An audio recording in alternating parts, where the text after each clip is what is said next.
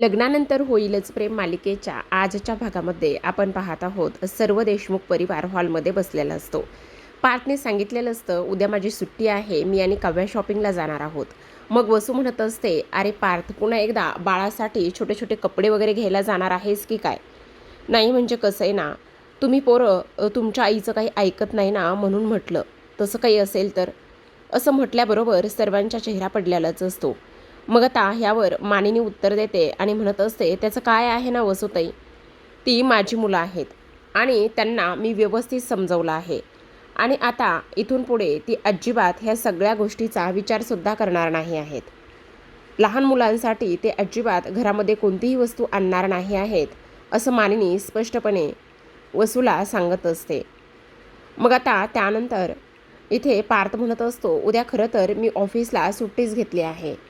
मग आता विक्रम म्हणत असतात, अरे वा वा वा, खरं तर आता इथे काव्याची प्रेग्नेन्सी आणि त्याचबरोबर नंदिनीची प्रेग्नेन्सी ही मात्र आपल्या सर्वांना पुन्हा एकदा म्हणजे घरामध्ये लहान मूल येणार आहे म्हटल्यावर सगळ्यांना एन्जॉय करायलाच येणार आहे, असं सुद्धा इथे आता ती बोलत असते.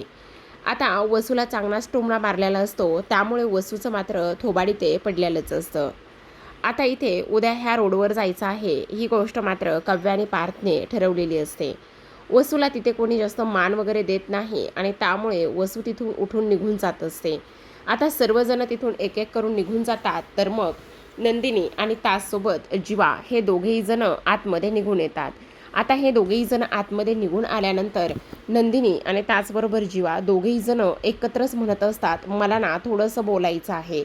मग आता इकडे जीवा म्हणत असतो, हो अगदी बरोबर बोलताय तुम्ही. आता इथे जीवा म्हणत असतो, ठीक आहे, तू बोल अगोदर, तुला जे काही बोलायचं आहे ना ते तू बोल. मग आता नंदिनी म्हणत असते, नाही जीवा, अगोदर तुम्ही बोला, तुम्हाला बोलायचं आहे ना तर मग तुम्ही बोला. असं म्हटल्याबरोबर आता आपण पाहतो इथे नंदिनी म्हणत असते, जीवा ऐका ना, नाही मी काय म्हणते ऐका ना. तेव्हा जीवा लगेचच दरवाजा बंद करत असतो आणि जीवाने दरवाजा बंद केल्याबरोबर इथे आता तो म्हणत असतो, हा बोल, काय झालेलं आहे, कशाबद्दल तू बोलत आहेस ते सगळं काही बोल. आता जीवा म्हणत असतो, मी बोल ना, तुला बोलायचं आहे ना अगोदर, तू ते सगळं काही बोल. असं म्हटल्याबरोबर नंदिनी जीवाचा हात पकडते आणि नंदिनीने जीवाचा हात पकडल्यानंतर आता इकडे तो म्हणत असतो, हां आता आणि काय झालेलं आहे ते सांगणार आहेस का? मग आता लगेचच इकडे नंदिनी म्हणत असते, त्याचं काय आहे ना जीवा, तुम्हाला एक गोष्ट सांगू का? हे बघ, तू जर माझा हात एवढा प्रेमाने पकडला आहेस म्हटल्यावर इथे तू जर मला कड्यावरून उडी मारायला जरी सांगितलीस ना तरीसुद्धा मी कड्यावरून सहज बोलता बोलता आणि हसत उडी मारायला तयार आहे. मग आता इथे नंदिनी म्हणत असते, हो जीवा, तुम्हाला असं वाटतंय तेवढं ते सगळं काही सोपं नाही आहे आणि आईबाबांना सांगणं म्हणजे अक्षरशः कड्यावरून उडी मारण्यासारखंच आहे. मग आता जीवा म्हणत असतो, हो, कारण जीवा आत्ता तुम्ही आईचं ते सगळं काही बोलणं वगैरे ऐकलं आहे का? मी जेव्हापासून आईचं ते सगळं बोलणं ऐकलं आहे ना तेव्हापासून मला राहून राहून असं वाटतंय की आपण आईला सगळ्या काही गोष्टी इथे सांगितल्या पाहिजे, असं सुद्धा इथे आता ती बोलत असते. आता हे सर्व काही बोलल्यानंतर आपण पाहतो इथे आता जीवा म्हणत असतो, अगं पण हे सगळं सांगणं गरजेचं आहे का? मग आता इथे नंदिनी म्हणत असते, हो, मला तर असं वाटतंय की सांगितलंच पाहिजे. कारण इथे बघा ना, आज आई इथे खऱ्याबद्दल आणि त्याचबरोबर ह्या सगळ्या गोष्टीबद्दल किती आणि काय काय बोलत होत्या तुम्ही बघितलं आहे ना. आणि म्हणूनच मला इथे असं सांगावं वाटतंय आईंना, त्यांच्यापासून इथे हे सगळं काही लपून ठेवावंसं नाही वाटत आहे मला, असं सुद्धा नंदिनी इथे बोलत असते. मग जीवा म्हणत असतो, ठीक आहे, तुझा जर निर्णय फायनल झाला असेल तर मग आपण जाऊन सांगूयात. मग आता इथे लगेचच दोघेही जण मानिनी आणि विक्रम ह्या दोघांच्याही खोलीकडे निघालेले असतात. आता खोलीकडे जातात तेव्हा मानिनी आणि विक्रम यांची बोलणी त्यांच्या कानावर पडतात. आता मानिनी आणि विक्रम म्हणत असतात, खरं तर ना इथे विक्रमने एक फोटोचा अल्बम आणलेला असतो आणि कॅमेरा असतो आणि ते मानिनीचे फोटो काढत असतात. मानिनी म्हणत असते, तुमचं हे सगळं काय चाललंय, तुम्ही हा अल्बम आणि त्याचबरोबर कॅमेरा का बरं आणला आहे? मग विक्रम म्हणत असतात, अगं असं काय करतेस मानिनी, आता मला 2-2 नातवंड इथे माझ्या आयुष्यात येणार आहेत आणि 2-2 नातवंड खेळवायचे म्हणजे काही सोपं आहे का, सांग बरं. आणि आणखी एक तुला महत्त्वाची गोष्ट सांगू का मानिनी, हे बघ, त्या नातवंडाचे सगळे काही क्षण मी इथे टिपणार आहे, सगळे काही क्षण मी इथे एन्जॉय करणार आहे. आणि त्याचबरोबर आणखी एक महत्त्वाची गोष्ट सांगू का मानिनी तुला? हे बघ, मला माहिती आहे युग जेव्हा होता ना तेव्हा आपली परिस्थिती काय होती. अगं पार्थचं तर आपण एकसुद्धा फोटोशूट कधी केलं नाही आहे. आणि मी हा का घेतला आहे तुला माहिती आहे का? तर ह्या सगळ्या गोष्टीमध्ये ना मला आपल्या त्या दोन्ही नातवंडाचे छोटे छोटे क्षण टिपायचे आहेत. ते हसताना, ते ह्या कुशीवरून त्या कुशीवर होताना, त्याचबरोबर पाय हलवताना, त्याचबरोबर पहिल्या वेळेस पालतं पडताना, त्याचबरोबर दुडूदुडू रांगताना, ह्या सगळ्या गोष्टी मला इथे टिपायच्या आहेत. आणि म्हणूनच मी हा कॅमेरा आणि त्याचबरोबर हा अल्बम आणलेला आहे. मानिनी म्हणत असते, अहो पण तुम्ही वेडे आहात का? तुम्हाला काय गरज आहे हा कॅमेरा आणि अल्बम आणण्याची? आता माहिती आहे ना तुम्हाला की बाळ येण्या अगोदर ह्या असल्या कोणत्याही गोष्टी आपण आपल्या घरामध्ये आणत नाही. आता मला सांगा, मी माझ्या दोन्ही मुलांना स्पष्टपणे सांगितलेलं आहे की इथे ह्या सगळ्या गोष्टी अजिबात घरात आणायच्या नाही म्हणून. मग तरीसुद्धा तुम्ही इथे हे सगळं काही का आणलेलं आहे? मी माझ्या दोन्ही मुलांचे इथे एवढे कान पिळलेले आहेत की काही विचारूच नका. आणि आता जर इथे माझ्या मुलांना कळलं की तुम्ही ह्या वस्तू आणलेल्या आहेत तर मग ती लोक काय विचार करतील? आता हे सगळं पाहून नंदिनी आणि जीवा दोघेही जण हसायला लागलेले असतात. मग इथे आता आपण पाहतो मानिनी म्हणत असते, मी तुम्हाला तेच तेच सांगण्याचा प्रयत्न करते. मला एक गोष्ट सांगा की आता हे सगळे नियम सगळ्यांसारखी सारखेच आहेत ना? काय गरज आहे हे सगळं काही इथे करण्याची? हे बघा, असं नको आहे आपण हे सगळं इथे करण्याचं. आणि त्याहूनही सगळ्यात महत्त्वाची गोष्ट मी एक तुम्हाला सांगू का? हे बघा, देशमुखांच्या घरी 2 नातवंड येणार आहेत हे खरं आहे, पण इथे काहीही अघटित व्हायला नको आहे. अगं मानिनी, काहीही होणार नाही आहे. तू एवढा का असा विचार करतेस? तू अजिबात काळजी वगैरे काहीही करू नकोस, असं स्पष्टपणे विक्रम मानिनीला समजावून सांगत असतात. आणि तुला एक गोष्ट सांगू का? बरं ऐका ना, ते सगळं जाऊ द्या. मला एक गोष्ट सांगा, आपल्याला 2-2 नातवंड येणार आहेत. मग आता आपल्या आयुष्यात 2-2 नातवंड येणार आहेत तर पार्थचं आणि काव्याचं बाळ कसं होणार आहे? त्याचबरोबर जीवा आणि नंदिनीचं बाळ कसं होणार आहे? हे तुम्ही काही सांगणार आहात की नाही मला? असं सुद्धा आता इथे ती त्यांना विचारत असते. मग आता विक्रम म्हणत असतात, अगं त्याच्यात काय एवढं, तुला सांगू का?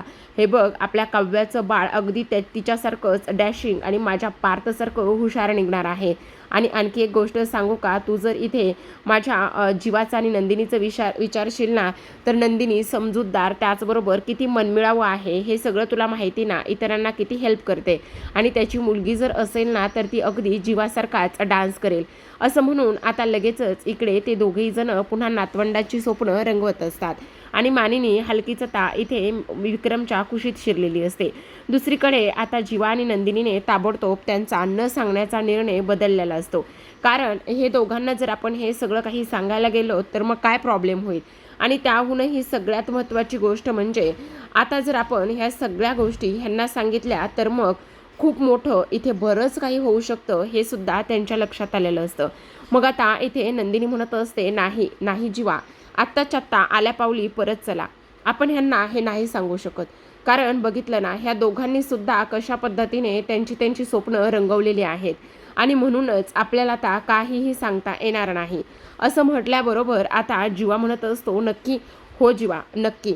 कारण मला एक गोष्ट सांगा, आईनं आणि त्याचबरोबर बाबांनी इथे बाळाचे स्वप्न कशा पद्धतीने रंगवलेत आणि काय काय केलंय हे तुमच्या लक्षात येतंय ना, म्हणूनच मी तुम्हाला सांगते, आपण हे काहीही सांगायचं नाही. आता इकडे दुसऱ्या दिवशी सकाळची वेळ असते. काव्या छान फ्रेश झालेली असते आणि मोबाईल बघत बघतच बाहेर आलेली असते. कारण आज तिला IIP रोडवर जायचं असतं आणि म्हणूनच ती बाहेर आलेली असते.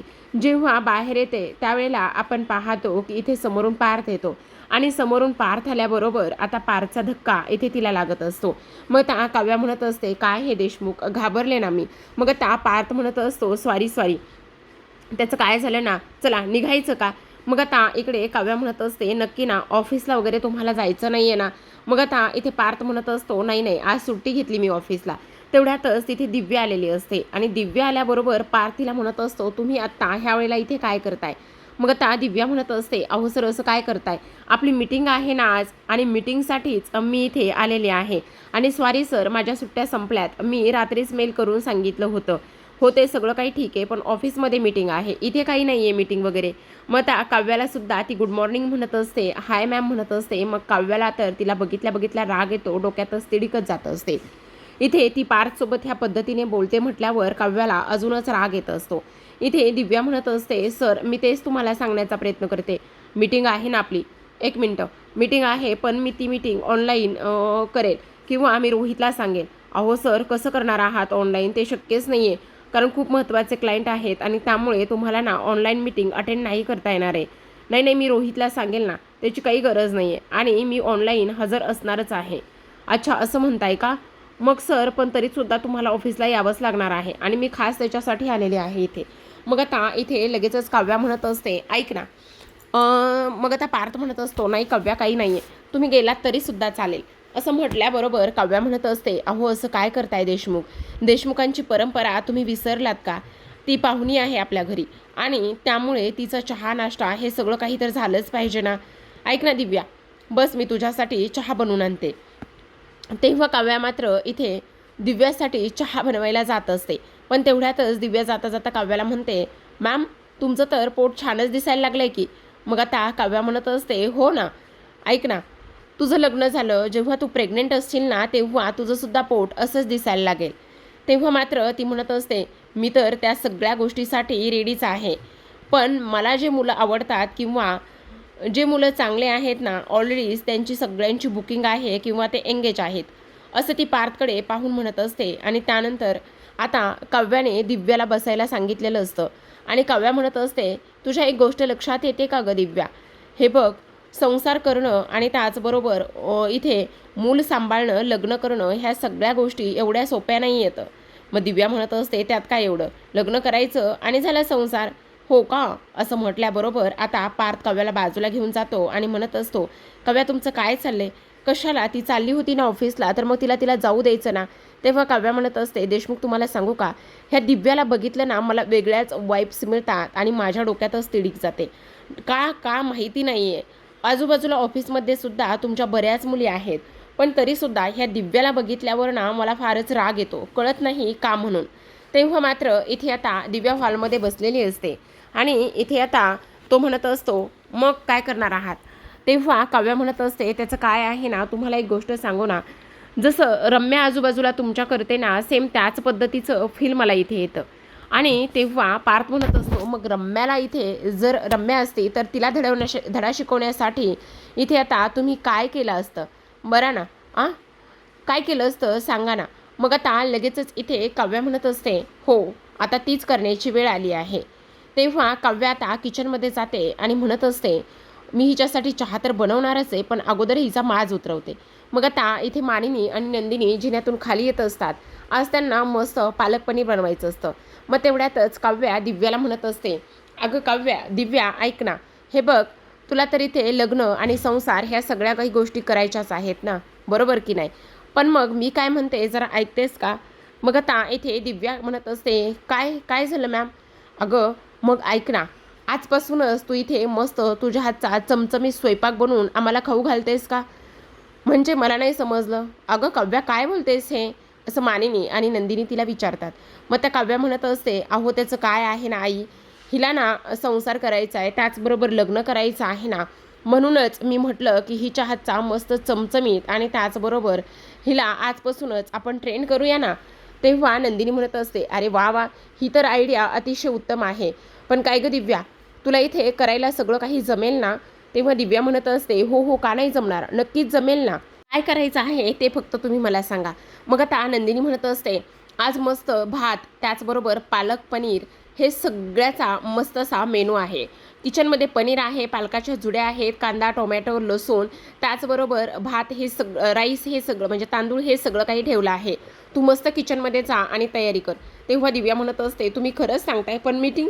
त्यावर पार्थ म्हणत असतो, तुम्हाला जर किचनमध्ये एवढं काम करण्याची इच्छा आहे ना, तर मीटिंगचं काय घेऊन बसलात? मीटिंग कशी अटेंड करायची आणि काय करायचं हे माझं मी बघतो, तुम्ही अजिबात काळजी करू नका. असं म्हणून दिव्याला किचनमध्ये पाठवण्यात आलेलं असतं.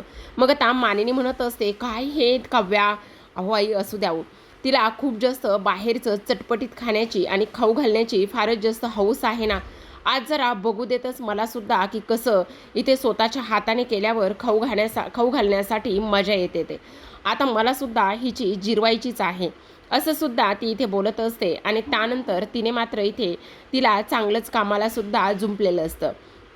आता आपण दुसरीकडे पाहतो, दिव्या किचनमध्ये जाते आणि किचनमध्ये गेल्यानंतर इथे आता ती म्हणत असते, बापरे, मला असं वाटलं होतं की पालक आणि त्याबरोबर पनीर, म्हणजे झालं पालक आणि पनीर, त्यानंतर फक्त भात झाला भात. अरे बाप रे बाप, माझं काय होणार आहे काहीही कळणार नाही आहे. मग आता काव्या म्हणत असते, आता हिचा चांगलाच माज उतरणार आहे. मग आता इथे नंदिनी म्हणत असते, ते सगळं ठीक आहे, पण आपल्या किचनचे काय हाल होते ह्याची गोष्ट तुम्ही लक्षात घेतली का? दिव्याचे हाल एका बाजूला, पण आपल्या किचनचे हाल काय होणार आहेत? दुसरीकडे आता दिव्या इथे तांदूळ शोधत असते आणि किचनमधूनच मानिनीला आवाज देत असते, काकू ही कोणती भरणी आहे, तांदळाची भरणी कोणती आहे? तेव्हा आता मानिनी म्हणत असते, अगं तिथेच आहे ना, जी ट्रान्सपरंट भरणी आहे ना, तीच तांदळाची आहे, असं सुद्धा ती इथे बोलत असते. त्यावेळेला पुन्हा एकदा दिव्या म्हणत असते, हो का, पण त्याच्या बाजूच्या भरणीमध्ये तर रवा आहे. अगं त्या रव्याच्या बाजूची भरणी आणि त्याचबरोबर पोह्याच्या मधली भरणी ट्रान्सपरंट आहे गं, त्यामध्येच तांदूळ आहेत. मग आता दिव्या म्हणत असते, हो हो हो हो काकू, भेटली हां भेटली ना, मग चल भात लाव. मग आता पुन्हा दिव्या म्हणत असते, कांदा आणि टोमॅटो कुठे आहे? अगं तिथेच बाजूला कांदा आणि टोमॅटो हे दोन्ही ठेवलेलं आहे. अच्छा, कांदा आणि टोमॅटो तिथेच बाजूला ठेवलेला आहे का? मग मला एक गोष्ट सांगा, किती टोमॅटो आणि किती कांदे घेऊ? अगं तुला घे काय घ्यायचे तेवढे, किंवा तिथे जेवढे ठेवलेत ना ते सगळे घे. दिव्या म्हणत असते, बरं बरं काकू, ठीक आहे ठीक आहे. काकू मी काय म्हणते, ह्या पालकाच्या इथे 2 जुड्या आहेत, ह्या दोन्हीसुद्धा जुड्या इथे वापरायच्या आहेत का? मग आता मानिनी म्हणत असते, हो हो हो. नंदिनीसुद्धा म्हणत असते, हो हो हो दिव्या, बिनधास्त दोन्हीसुद्धा पालकाच्या जुड्या आता इकडे तू वापरू शकतेस. अशाच पद्धतीने आता काव्याने चांगलंच इथे आपल्या दिव्याला मोलकरीण बनवलेलं असतं आणि ते म्हणजे इथे आता देशमुखांची मोलकरीण तिने बनवलेलं असतं. दिव्याची मात्र चांगलीच फजिती इथे उडालेली असते. काही जरी झालं तरीसुद्धा आज मात्र तिचा इथे किचनमध्ये काम करून करून घाम निघणार असतो. तिला अक्षरशः मोलकरीणच इथे बनवलेलं असतं. मानिनीने पुन्हा सांगितलेलं असतं, दिव्या पीठ अगोदर मळून ठेव गं बाई, म्हणजे तोपर्यंत कणिक भिजेल, नाहीतर पुन्हा आणखी चपात्या काही नीट येणार नाही आहेत. असं सांगितल्यानंतर आता मात्र तिची चांगलीच धांदल उडालेली असते. आता इथे नंदिनी म्हणत असते, काव्या मी काय म्हणते ऐक ना, हे सगळं काही करण्याची काय गरज आहे? अगं आपल्याच किचनची सगळे काही वाट लागणार आहे बघ. मग आता इथे काव्या म्हणत असते, थांब गं जरा ताई, जरा हिची पण मजा मस्ती उतरू दे ना, ऑफिसची मीटिंग आहे आणि घरी निघते. सदा ना कदा जेव्हा बघावं तेव्हा ऑफिसचं काम ही इथे पार्थसोबत करण्यासाठी घरी चाललेली असते. किती वेळा सांगायचं ह्या पोरीला, आणि हिला बघितलं ना तर मला रागच जातो. आज मात्र मी तिचा चांगलाच माज उतरवणार आहे, असं सुद्धा आता इकडे ती बोलत असते. आता दिव्या हळूहळू करून मानिनी जसं जसं सांगेल त्या त्या पद्धतीने तयारी करायला लागलेली असते. मानिनी म्हणत असते, जमतंय ना गं बाई, काही त्रास वगैरे तर होत नाही आहे ना? आणि तेव्हा ती म्हणत असते, नाही नाही काकू, तुम्ही अजिबात काळजी करू नका, मी बनवते ना, फक्त तुम्ही मला सांगा तिथूनच काय काय आणि कसं कसं कसं कसं बनवायचं आहे. तर इकडे मात्र पार्थला तर टेन्शन आलेलं असतं बरं का. खरं तर पार्थचं तसे काही इंटेन्शन नसतात, पण तरीसुद्धा आता इकडे हे सगळेजण किचनमध्ये जातात. किचनमध्ये गेल्यानंतर किचनचे हाल आणि त्या सगळ्या गोष्टी पाहिल्यानंतर नंदिनी म्हणत असते, अगं काय हे दिव्या, कुठंपर्यंत आली तयारी? आणि तेव्हा मात्र इथे दिव्या म्हणत असते, अहो मॅम मला तर कळतच नाही आहे, बघा ना मी कांदा कापायला घेतला पण माझ्या डोळ्यातून पाणीच यायला लागलं. तेव्हा मात्र आता काव्या तिची चांगलीच मस्ती जिरवून कमरेवर हात देऊनच तिच्याकडे बघतच उभी राहिलेली असते. तर आता प्रेक्षकांनो, आजच्या भागामध्ये एवढंच. उद्याचा भाग खूप इंटरेस्टिंग असणार आहे. आता इकडे उद्याच्या भागामध्ये काव्या म्हणत असते, नंदिनी ताईचा वाढदिवस येत आहे आणि तिच्या बड्डेसाठी मला काहीतरी धमाकेदार अशी तयारी करायची आहे. दुसरीकडे आपण पाहतो, जीवा जिमवरून आलेला असतो आणि गणपती बाप्पासमोर हात जोडून उभा असतो आणि म्हणत असतो, हे गणराया, मला एक प्रार्थना करायची आहे तुझ्याकडे. आमच्या आयुष्यात सगळं काही व्यवस्थित होऊ दे, आणि सगळं काही व्यवस्थित होण्यासाठी इथे नंदिनीच्या वाढदिवसाला काहीतरी इथे चांगली आयडिया वगैरे, आणि त्याचबरोबर मला चांगलं तिला एखादं गिफ्ट भेटू दे. आता इकडे विजय आलेला असतो आणि विजय आल्याबरोबर म्हणत असतो, आता नंदिनीच्या वाढदिवसाला गिफ्ट तर चांगलं मिळणारच आहे, कारण हा विजय आला आहे ना, मग गिफ्ट तर मिळेलच ना. असं म्हटल्याबरोबर आता इकडे जीवा मात्र त्याच्याकडे रागानेच लूक देत असतो. दुसरीकडे आपण पाहतो की आता इकडे काव्या आणि त्याचबरोबर पार्थ हे दोघेही जण असतात आणि मग पार्थ म्हणत असतो आता नंदिनीचा वाढदिवस आहे म्हटल्यावर ना आपण त्यांचा बड्डे आणि त्या सगळ्या गोष्टी अतिशय उत्कृष्ट पद्धतीने करूयात असं तो बोलत असतो. आणि हे सगळं काही बोलल्यानंतर आता काव्या म्हणत असते पण काय करायचं तेच कळत नाही.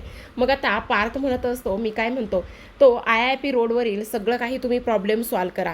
तो प्रॉब्लेम सॉल्व केला ना तर तुम्हाला सांगू का तेच नंदिनीसाठी बेस्ट असं गिफ्ट असणार आहे असं तो इकडे बोलत असतो. तर दुसरीकडे आता इकडे काव्याने नंदिनीला घट्ट मिठी मारलेली असते.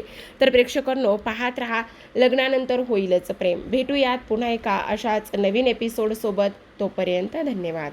आणि आणखी एक गोष्ट प्रेक्षकांनो, इथे आता जीवा आणि नंदिनी ह्या दोघांच्याही आयुष्यामध्ये एक तिसरी व्यक्ती येणार आहे. ती असणार आहे डॉक्टर आणि त्याचबरोबर सरोगेट मदर.